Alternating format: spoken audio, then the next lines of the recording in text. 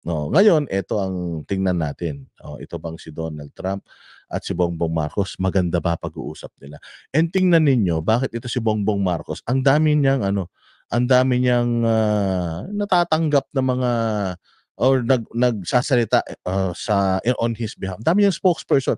Si Bongbong Marcos ang tanging presidente na walang opisyal na spokesperson. Ang yabang niyan. I don't need a spokesperson. Ganun siya eh. Because if I need to answer people's issues, I will answer them directly. Why do I have to go through, or why do people have to go through itong aking spokesperson, di ba? Ganon kayabang-yabang ng hinayupak na yan. Pero po, kita mo, pag ini-interview mo naman, pag tinatanong mo naman, lagi naman nauutal. At alam kung bakit. So kaya ang dami nagsasalita. Si Bersamin, panay salita tungkol sa kanya. Si Abalos dati, si Boying Rimulya, kung sino-sino pa. Nagiging mga spokesperson nito. Ngayon, nag-usap daw sila ni Trump.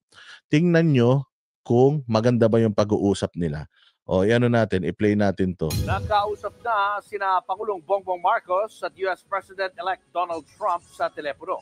Ay kay Pangulong Marcos siya mismo ang tumawag kay Trump para batiin sa pagkamanalo nito sa US presidential elections. Ay sa Pangulo, maganda raw. So tinawagan daw ni Bongbong si Trump para kung i-congratulate sa kanyang pagkapanalo. Ayun pala, close kayo. Parang close kayo sige. At produktibo ang kanilang pag-uusap. Bukod sa kumustahan, pinag-usapan din ng dalawa ang alyansa ng Pilipinas at ng Amerika. Bukod daw sa kumustahan, pinag-usapan din daw yung alyansa ng Pilipinas at Amerika. Alyansa saan? Saan ba makikipag-alyansa ang Amerika sa Pilipinas? Ano ba ang pwedeng maging pakinabang ng Amerika sa Pilipinas? Unang-una sa lahat, ang magiging pakinabang lang naman may pakinabang ang Amerika sa Pilipinas noong panahon ni Biden. Kasi noong panahon ni Biden, ginawa talaga tayong base militar ng mga yan. At alam naman natin na anti-war ito si Donald Trump. So anong klaseng alyansa yung sinasabi mo? Pero sige, diretso pa natin. Kilalang strikto sa kanyang immigration policy si Trump. Pero hindi pa raw na pag-uusapan ng dalawang leader ang magiging kapalaran ng daang-daang libong undocumented na Pilipino sa Amerika. Sabi nga ni Putragis, yari ka, BBM, galit sa drugs yan. Si Donald Trump. Tapos, sabi ko sa inyo, lahat ng intelligence reports sa buong mundo bumabagsak dito sa presidente ng Amerika. Lahat, kahit yung mga kaliit-liitan na bansa. Tapos, makikita niya sa intel report na babagsak sa kanya, yung presidente natin may something. Sa tingin mo, ako makikipag-alyansa pa ako sa'yo? Nek mo. Mas kailangan mo ko kaysa kailangan kita. Kaya, ewan ko kung totoo to sinasabi ni Bongbong. Pakinggan natin.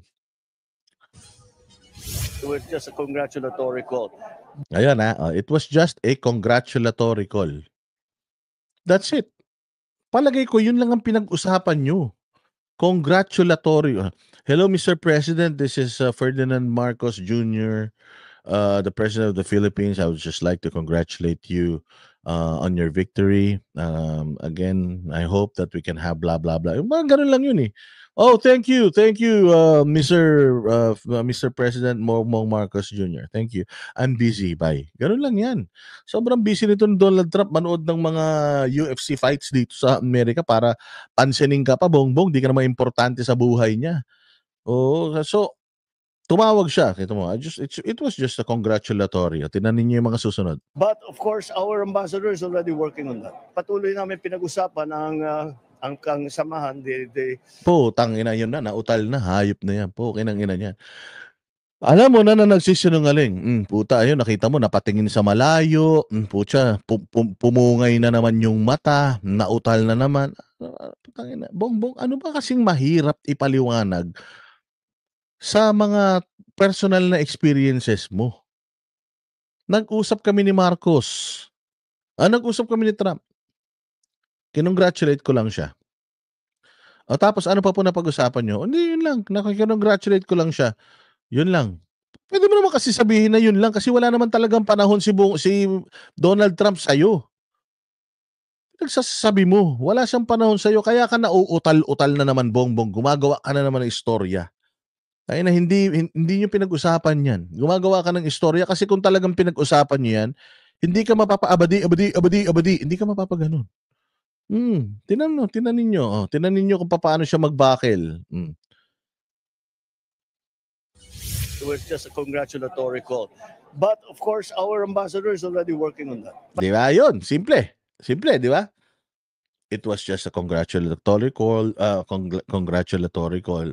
Our ambassadors are working on yung mga Filipino undocumented, thousands of Filipinos undocumented in the US. Our ambassadors working on it. Alam nyo ba, ang balita ko, doon sa ambassador natin dito sa Amerika, kapal daw ng muka.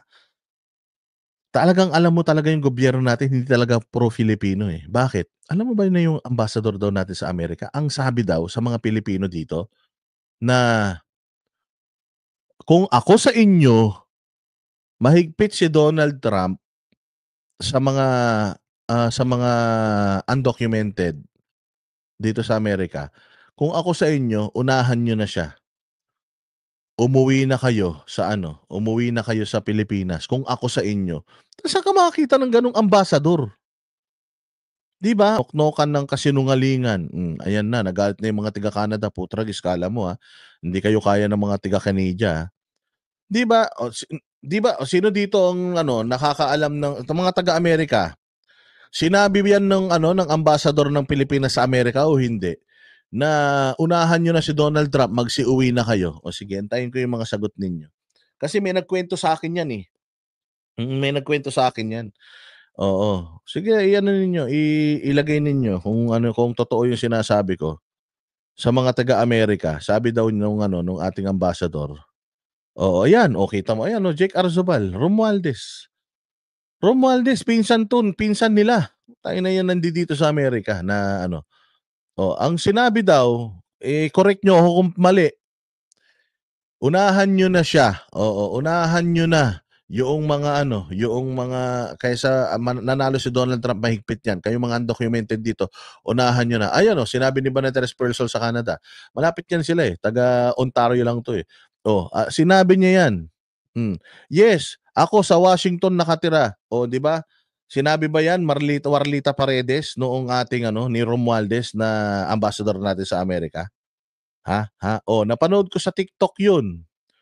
Kupal yung hayop na yan, unahan na daw ang pag-uwi ng mga TNT. Totoo boss, napauwi bayaw ko nung wala sa oras. So sinabi niya, mantakin mo kung ikaw ambassador ka, you will help yung mga Pilipino dito. Kaya undocumented yan. Kaya yan undocumented dito sa Amerika, hindi nyo kayang bigyan ng magandang buhay yan sa Pilipinas. Kaya yan nagsakripisyo dito kahit napatago-tago, kahit na hirap, hindi sila makapag-drive ng sarili nilang mga sasakyan dahil undocumented sila. Hindi sila hindi sila maka-avail ng mga services ng gobyerno. Pag nagkasakit sila, hindi nila ma-avail yung mga magandang healthcare services dito sa Amerika. Diba? Ano pa ba pagka undocumented ka, hindi ka makakapagtrabaho dito, yung ma-avail mo yung minimum wage nila dito, at least yung mga $25 an hour. Hindi mo makukuha yun. Ang hirap ng buhay ng TNT dito, sa totoo lang. Bakit yung TNT dito, wala bang binubuhay sa Pilipinas yan? Kahit TNT yan, sabihin mong illegal, yung pag-stay niyan dyan, hindi naman illegal yung ginagawa niya dito sa Amerika. Dahil hindi niyo siya kayang buhayin sa Pilipinas, dahil mga kuratong baliling kayo, mga bunyeta kayo, nakikipagsapalaran yan sa ibang bansa. Na kahit na parang tago ng tago, na hindi maka-avail ng mga magagandang services na tinatamasa ng mga legal na mga nag-stay sa mga bansa na yan, may mga pinapaaral yan sa Pilipinas, may mga binibilan ng gamot yan, may mga pinapa-ospital yan sa Pilipinas. Hirap ng buhay niyan dito. Dapat na-appreciate niyo yun. Dapat nga sampal sa inyo yun na bakit undocumented kayo? Dapat nga yung mga undocumented dito, kayo yung tumutulong sa kanila para mas maging stable sila dito at makapagtulong sila sa mga kamag-anak nila sa Pilipinas eh. Tama, mali. Tapos sasabihin mo na kung ako sa inyo, magsiuwi na kayo. Pero tama ba yun? Ikaw dapat yung nangangalaga sa mga Pilipino, kay documented, kay undocumented, dapat ikaw ang nangangalaga sa mga Pilipino sa Amerika o kung saan man kayong mga ambassador naka-estasyon. O sige, Romualdez, pag-uwi sa Pilipinas ng lahat ng yan, kaya nyo bang buhayin yan? Kaya bang buhayin nung pinsa mo si Bongbong wala nang alam sa mundo? Na walang alam na kung paano magpatakad ng gobyerno sa Pilipinas? Kawawa. Kawawa na sila dito. Pag uwi doon, mas kawawa pa sila. Bakit? Puta, wala silang trabaho doon. Gets mo? The reason why these people go here, it's because they cannot, they want to help their families back home. Kaya yung nagti-TNT dito is they want to earn more so that they can give more sa Pilipinas. Yung mga TNT dito, putang ina, mayayabang, maano ba yan? Magagarbo ba sa buhay yan? Yung mga TNT rito, di ka makabili ng sasakyan mo. Kasi nga, undocumented ka, hindi ka Amerikano. So, paano ka bibili ng sasakyan? Paano ka magdadrive? Di ka magkakaroon ng lisensya. Pag nagkasakit ka, paano ka pupunta sa ospital para mag-claim ng insurance? Grabe din ang hirap ng mga yan, kaya dapat yung welfare nila kaya nasa Pilipinas, kaya nasa abroad, dapat pinangangalagaan nyo. Hindi yung ginigipit nyo. Pag ganyan kasi yung mga mata pobre. Diba? Ganyan yung mga mata pobre. Na putya, nanghihingi ka ng tulong sa kanila. Diba? Natandyan sa mga pelikula, yung mga nakaganon sa gate. Tulungan nyo po kami, senyorito, senyorita. Tapos sinasarampan nila ng pinto. Ganun. Kaya putya, sabihin na natin na okay, mahigpit si Donald Trump. Why not? Makipag-usap tayo ng maayos kay Donald Trump. Kasi hindi naman, ang mga Pilipino naman sa Amerika, hindi sa pagiging bias at pagiging racist, di hamak naman na na law-abiding citizen ng mga Pilipino sa ibang bansa. Wala tayong krimen. Ang ginagawa lang ng mga Pilipino, mayroon din siguro mga loko-loko, pero ang ginagawa lang ng Pilipino is magtrabaho sobrang sipag. Sabi nga nila dito sa Amerika, mas mataas pa daw ang mas mataas pa daw ang anong tawag dito? Mas mataas pa daw yung mga education na nakukuha ng mga Asians kaysa sa mga Amerikano. Mas malaki daw yung bilang ng mga Asians na graduate ng college kaysa sa mga Amerikano. O mga Pilipino in particular. Dito sa Amerika, halos lahat ng ospital dito nagtatrabaho mga nurses, mga Pilipino. So, ang mga Pilipino has always been law-abiding pagka nasa ibang bansa. Kasi pag ang Pilipino pumunta sa ibang bansa, magtatrabaho lang yan na magtatrabaho para makapagbigay sa Pilipinas. So, dapat yun ang yun ang paratingin natin kay Donald Trump na Mr. Trump, alam mo naman, hindi naman katulad ng mga Meksikano itong mga Pilipino na pasaway sa buhay, na mga siga-siga, na mga ganggang dito sa Amerika. Itong mga Pilipino naman, nagtatrabaho lang naman ito. Tsaka itong mga to, sana gawin mo sana bigyan mo na sila ng amnestiya, gawin mo na silang citizen lahat kasi mga taxpayers itong mga to. Mas kikita ang bansa natin, ang bansang Amerika, kasi lahat itong mga hindi nagbabayad ng buwis ngayon, magbabayad na sila ng buwis. So mas lalaki yung yung income ng gobyerno. Tsaka mas gaganda ang natin kasi 'di ba? Alam mo yung mga ganun, the usual. Ako nga hindi naman ako taga-gobyerno pero kahit papaano naiisip ko pa 'yan eh. 'Di ba? Pwede ka naman makipag-usap kasi katulad niyan meron naman tayong diplomatic ties with America. O Amerika, sinakop niyo naman kami, 'di ba? Kinawawa niyo naman kami ng ilang taon. Sabi niyo naman little brown brothers niyo kami. Baka naman yung mga undocumented namin dito, baka naman puwede na natin, i-permanent na natin o kaya kahit na dual na lang natin para naman 'di ba, for good times naman, old times sake, o yan, for old times sake.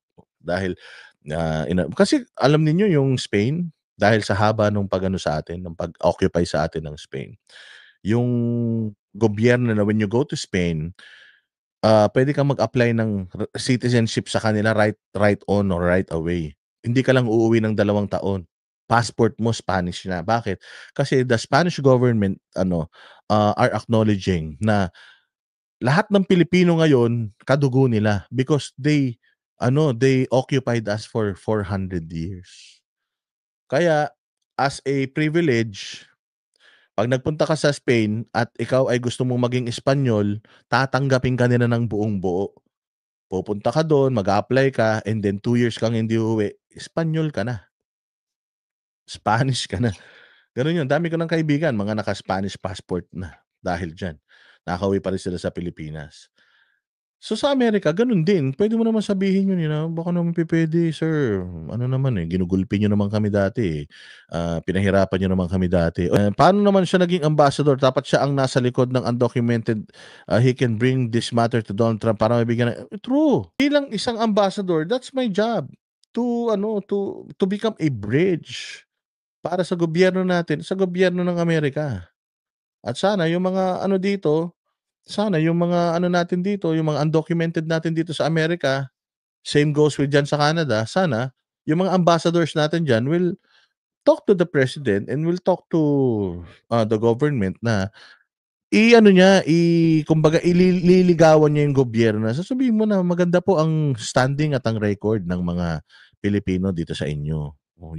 Filipinos has always been polite, helpful, and part of your economy, blah blah blah. Mga ganun. Gagawa mo lang ng konting istoryahe, hindi yung sa lahat ng mga TNT dito sa Amerika, kung ako sa inyo magsilayas na kayo dahil tutugisin kayo ng Trump administration na parang mga daga. Kababayan mo ba 'yan pag gaganyan? Ito ang problema. Mga bossing kapag mga elitista, mga anak mayaman, bilyonaryo yung mga nilalagay natin sa gobyerno, maglalagay yan ng mga tao rin sa pamahalaan ng mga kalahi nila. O, di ba? So, totoo ba na nag-usap ito si Bongbong at saka si totoo nag-usap sila, pero totoo ba na naging maayos ang pag-uusap nila? Tingnan ninyo kung paano siya sumagot. Patuloy namin pinag-usapan ang samahan, patuloy niyong pinag-usapan ang kang samahan, gano'n. Ano 'yun? Anong klaseng yan? Kasimple-simple, Bongbong, eh. Ikukuwento mo lang kung ano yung napag-usapan niyo, kung talagang napag-usapan niyo 'yun, maikukuwento mo ng maayos. 'Yun na lang hindi mo pa magawa, magkukuwento ka na lang ng pinag-usapan niyo, puta gusto mo pang mag-lead ng bayan natin, walang hiya talaga, oh. The alliance, lalim. pinag-usapan ang samahan, ang kang samahan, ang gano'n na naman, pirated na naman yung CD. Ay, nako, Bongbong Marcos. Working on that. Patuloy namin pinag-usapan ang samahan, ang hirap, no? Ang hirap, Bongbong, pag nagsisinungaling. Ang hirap pag nagsisinungaling. Ang kang, nasasabi mo na pag-usapan lang namin na kinongratulate. Sabi mo na kasi kinongratulate mo lang. Wala naman siyang pakialam sa'yo, eh. I just called him to congratulate him. That's it. Hindi yung pinag-usapan din namin yung kang, deng. Rapper ka ba, Bongbong? Hindi namin pinag-usapan ang samahan, hirap talaga, no? Pag pinapanood mo, napakahirap, no? Ang hirap din ng trabaho ni Bongbong, no? Alam mo kung anong mahirap sa trabaho niya? Yung magpanggap na alam niya yung trabaho niya, pero hindi naman. No? Hindi ka. Sira yung CD, palang binili yata sa Recto yung CD na to, eh. But of course, our ambassador is already working on that. Patuloy namin pinag-usapan ang samahan, Ang inang kaso. Sabay, puta, yung lunok, eh. Tuyong-tuyo yung lalamunan ni Sir. Anak ng putya, nakita mo itong nasa likod niya. Ayan, ito nasa likod niya, nakapolo na blue. Yung mukha, hindi na maipinta, eh. Sige, kaya mo yan. Sige, kaya today. Puta, sanay na sanay kasi pag may binabasa, eh. Yan ang problema, Bongbong Marcos, eh. Ulitin natin. It was just a congratulatory call.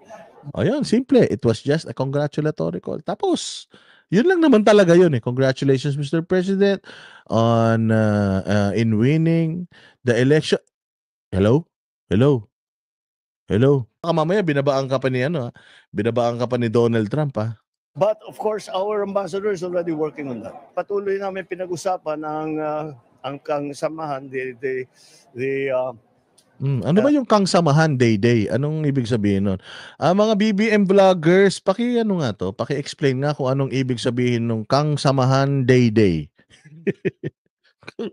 Kang sama Kang Samahang Dayday.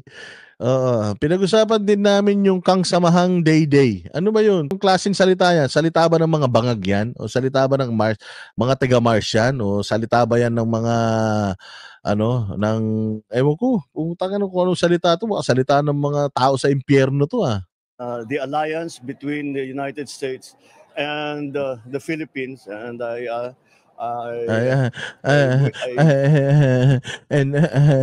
ungol, sinungaling ka kasi. Kung hindi ka nagsisinungaling, hindi ka mauungol eh. Samahan mo walang day-day yan eh, si Ann Harot eh. Oy, Putragis, ano ba tong presidente nyo? Baka ano na to, ulitin natin diretso. ang Kang Samahan, Kang Samahan, the alliance, the alliance between the United States and the Philippines, and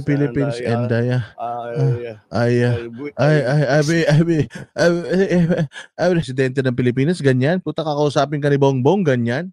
Kung ako si Bongbong, sabihin mo, tayo na mo, visit ka. Pilipino nga, di ka maintindihan eh. Si Donald Trump pa. Walang kang, day, lilimang segundo yung interview, hindi pa matapos ng maayos. Hayop talaga naman, Putragis. Ano ba naman to? Ano ba naman tong na to, idol mo? Express to him our continuing desire to strengthen that relationship between our two countries. Sinungaling. Yan ang sinasabi ko sa iyo, Bongbong Marcos. Masyado kang sinungaling.